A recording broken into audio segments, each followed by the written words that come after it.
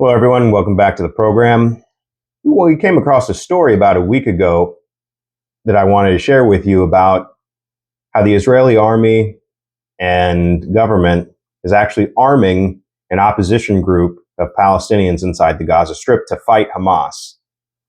Now, this came as a surprise to me because I didn't think anybody within the Israeli government or the IDF leadership trusted anybody in the Gaza Strip. I thought from what they've said over the course of the past year that there were no innocents in the Gaza Strip, innocent Palestinians. So this is quite a turn of events in my estimation. Arming this opposition group the way that they are could potentially backfire, since some of them are likely related to or affiliated with other terrorist organizations. How do they know who they're arming, right? Are they just arming this group to create a pretext for further intervention, to create enough chaos and instability that makes their presence actually warranted in the eyes of the wider Israeli community and world community? I don't know, but we'll dive right into it and we'll examine some of these details. Now, they are arming a small Palestinian militia in southern Gaza as part of a plan to bolster local resistance to Hamas. Sources in Gaza claim the group consists of roughly 100 armed men who operate with the tacit approval of the IDF. And the head of the militia is named Yasser Abu Shabab, and he has been given arms by the IDF that it found in Gaza during the war. The IDF found arms, probably old arms from Hamas, during the war, and allegedly that's what they're providing to this group. I don't really believe that. I think that they're likely probably giving them weapons out of their own arsenals. We'll never really know. But according to the information we have, it's weapons that have just been recovered during the fighting. So there's a smirk on my face. You'll probably understand why as we go through this.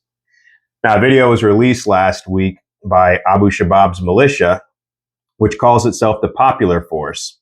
And it shows armed men carrying what appeared to be M16s and Kalashnikov rifles patrolling the streets. I don't know if Hamas carries those kinds of rifles. They probably do. I don't know where they would get the M16s from, but maybe somebody that's more knowledgeable could talk to me about that. The Kalashnikovs make sense if they were at one point ever getting aid from Hezbollah or something like that. I'm sure that that's where they would have gotten those, but we'll go on. Now, Netanyahu, in a video posted on his Instagram page, confirmed that Israel is supporting groups in Gaza opposed to Hamas after an opposition lawmaker publicly talked about the effort. And this lawmaker actually portrayed this group as a terrorist organization. And even if it isn't formally a terrorist organization right now, it could easily turn into that, right? And again, provide a pretext for continued intervention by the IDF in Gaza. So Netanyahu was quoted as saying, "What's wrong with this? It saves millions of Israelis. It saves the lives of Israeli soldiers."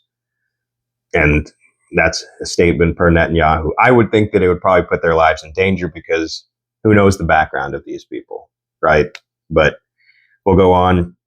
He said he wants local partners on the ground in Gaza who are unaffiliated with Hamas, because we know that the Israelis can vet all of them, and the Palestinian Authority. But backing al-Shabaab, who earlier in the war ran a gang that stole aid, brings significant risks. On Wednesday, Israeli-backed lawmaker Avigdor Lieberman, a former defense minister, claimed that Israel was supplying weapons to ISIS-affiliated Gazan criminal gangs. Right. And again, they could be connected with ISIS, Hezbollah, the Houthi, who knows who they're connected to. But they are, I guess they're vetting them. They're making sure that they never fought for the other side. I'm not sure how they'd be doing that, but this is who they're arming. And we have to keep stories like this in mind for potential future conflicts in Israel between Israel and Arabs, right? Because years from now, if something were to happen, another catastrophic event befalls Israel, and it's this group, everybody will probably lose their memory of small stories like this about how Israel actually started arming this group. So you never know. So this Israeli lawmaker and former defense minister, he gave an interview with Conbet Radio, and he said Lieberman said Israel gave assault rifles and small arms to crime families in Gaza on Netanyahu's orders. I doubt it went through the security cabinet. No one can guarantee these weapons won't eventually be turned against Israel. Since the start of the war, there have been several reports suggesting that Netanyahu and senior IDF officials have considered transferring local governance in Gaza to large clans or families as a counterweight to Hamas. And this is a way to basically sort of balkanize the Gaza Strip, right? You create all of these competing interests and consistent stability while probably slowly moving in families to basically West Bank the Gaza Strip in the long term. So, in response to Lieberman's accusations, Netanyahu's office said Israel is working to defeat Hamas through various means as recommended by all the heads of the security cabinet. Al-Shabaab, the group, or actually the individual leading the group, he's been accused by Hamas of looting humanitarian aid, a charge he similarly leveled against the U.S. designated terrorist group. In November, Al-Shabaab told the Wall Street Journal that he took over aid that entered Gaza to provide food for the people under his protection who live in the Shuka neighborhood in southern Gaza. On Thursday, he said in another interview with the Journal that 20 new families joined his territory, where they were given food, medicine, and protection from Hamas and Israel. And a key word there is "and Israel," right? So even from the words of this leader of this organization that Israel is arming, he's providing, him and these families are providing protection not just from Hamas but also from Israel. And if that's not alarming at all, I don't know what is. I mean, the extent to which Israel is doing this and how much this group is surveilled, we don't know. It's likely and obviously probably a heavily surveilled group. Excuse me, but again, what are the risks involved? Coming off the back of what happened on October 7th, what are the risks involved here with doing this? It's obvious, right? Al-Shabaab says his goal is to keep the people under his protection from being displaced. Displaced is another key word. The Trump administration and Netanyahu wants everybody, all the Arabs, out of the Gaza Strip, all of the Palestinians removed. And he's working against that. And they're arming him. So we're taking baby steps because I think it's important for us to just understand clearly what's going on in front of our faces. It's not a very widely covered story, but he goes on, Abu Shabab goes on and says, our plan is to live with dignity. It is no surprise that they call us collaborators. We are simply steadfast people who choose to remain and treated with dignity. This sounds like self-determination, which is it's an antithetical premise to what the Likud party wants right now for the Gaza Strip, and allegedly Trump. Contrary to what many people think about, Trump and his approach to this situation in the Gaza Strip, I don't think that he's too interested in wanting any of this to end. Right? If anything, he may be ambivalent, he may be indifferent to this, but he's talking about displacement very strongly, actually. So, again, with these things in mind, he's looking to protect his people from Hamas and Israel. They want to live in dignity, and they choose to remain. So, now this reminds me a little bit of, what's gone, of, stories that I've read over the course of the past couple of years about Israel actually propping up Hamas.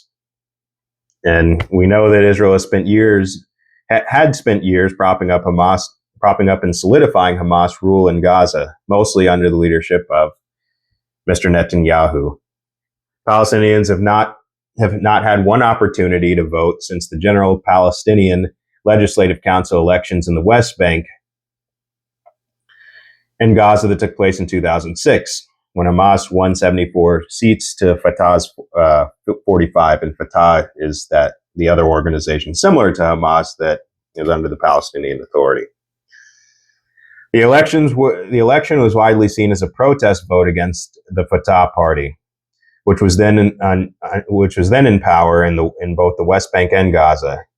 Fatah was accused of rampant corruption and had in negotiations with Israel to achieve a Palestinian state. So they were in negotiations with Israel. They were considered as corrupt by the Palestinians, and this is one of the reasons why they actually pushed Hamas over the finish line back then. Now, Near East Consulting opinion poll conducted immediately after the election showed huge majorities of Palestinians calling on the Islamist Party to moderate its hardline, unrealistic policy toward Israel and make a peace deal. In 2007, a violent power struggle between Hamas and Fatah erupted in Gaza. In the end, Hamas took over there, but left the West Bank under the control of Fatah, which runs the Palestinian Authority. And so that's a little bit of a sketch of what happened during the transition of power back in 2006, which is leading up to the point that we're going to make about this propping up that Israel has done of Hamas. Now, in the political division between Palestinians, Israel saw a unique opportunity to scuttle any chance of renewed negotiations toward a Palestinian state. Israel acted quickly, blockading Gaza and preventing any normal economic activity between the Palestinians and the two distinct jurisdictions. And this is where claims start of, open air prison, open air concentration camps and stuff like this.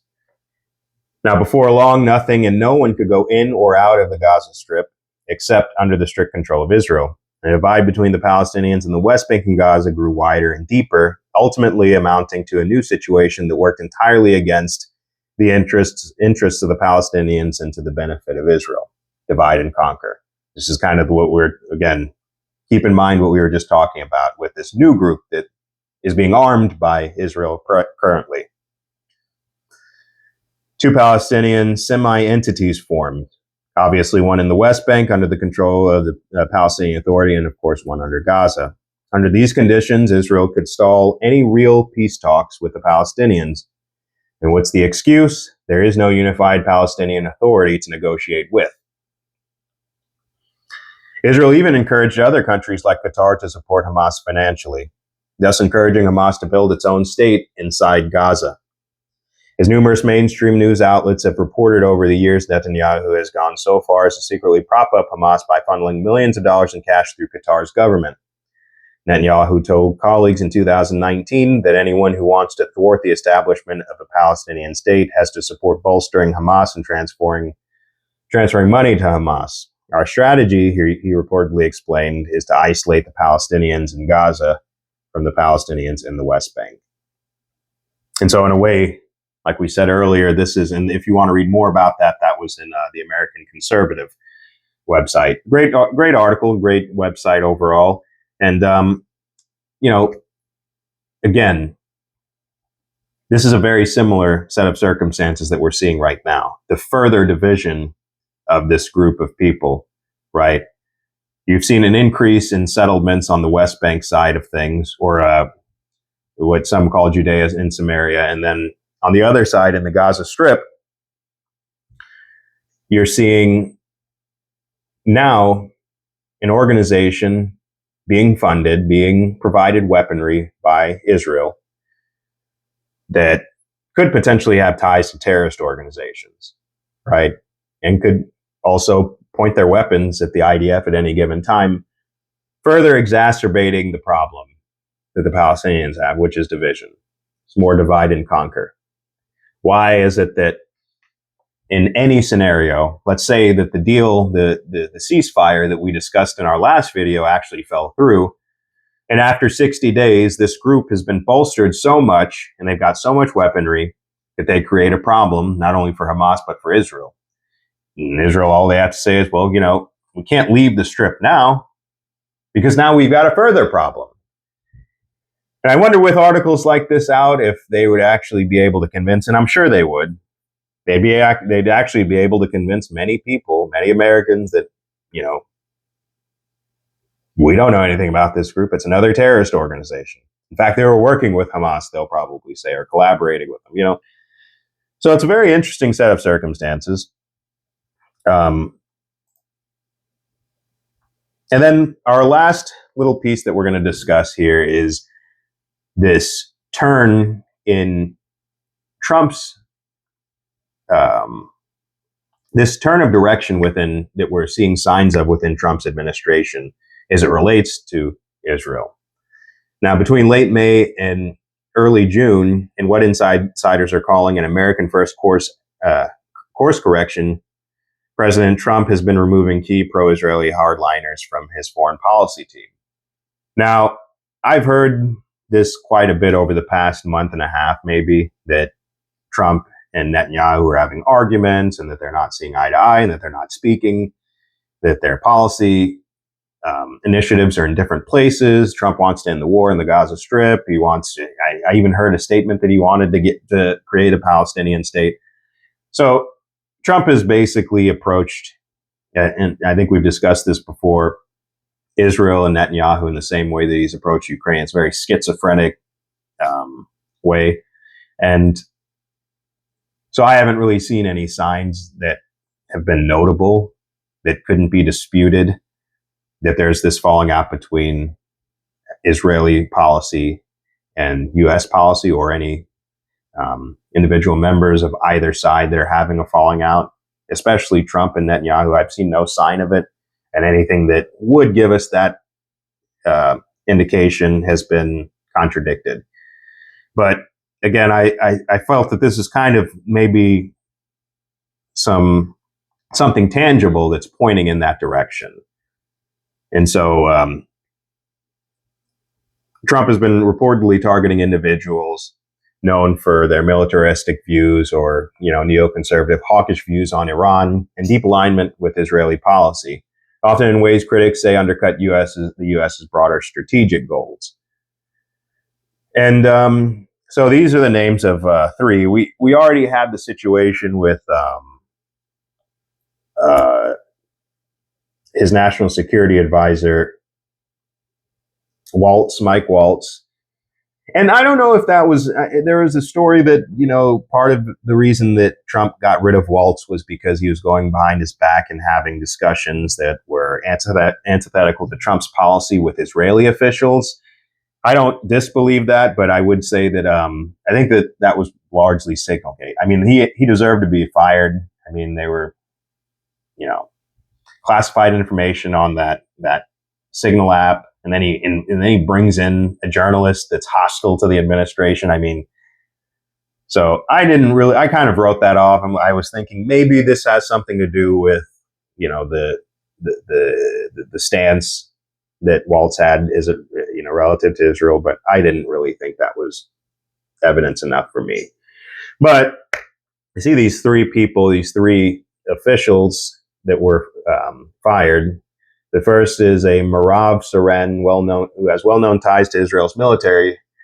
Before her role at the NCS, she had worked with Israel's Ministry of Defense, and was closely linked to the Foundation for Defense of Democracies, a Washington-based think tank known for its hardline stance on Iran and vocal support for Israeli military campaigns in Lebanon. Eric Traeger is another Iran hawk who authored critical work on Qatar and the Muslim Brotherhood, and he held a relatively low-profile role within the National Security Council, but symbolized the ideological faction Trump is now sidelining, allegedly. And then the last one is former U.S. envoy Morgan Ortagus, who led U.S. policy on Lebanon and sparked backlash after publicly thanking Israel for defeating Hezbollah during a visit to Lebanon's presidential palace. Her aggressive push to disarm the group drew criticism from Lebanese officials and raised concerns about undermining regional diplomacy. So, very interesting set of events there that Trump is making these moves. There are probably several more that are coming down the pike that we're just not aware of. We may find that he is pivoting on his policy towards Israel. We don't know. I strongly doubt it. But I don't know that it's going to be sort of the blank check that we saw under Joe Biden that Israel got, right? But it's anybody's guess right now. A few people fired. I mean, it's a good sign in my estimation. But at the same time, I think that if we understand the gravity or how interlocked the Israeli government and key officials within the U.S. government and Trump himself are tied together, how interlocked they are, it's difficult for me to believe that, the policy is going to make any drastic changes anytime soon. A lot of these people, again, are Iran hawks. And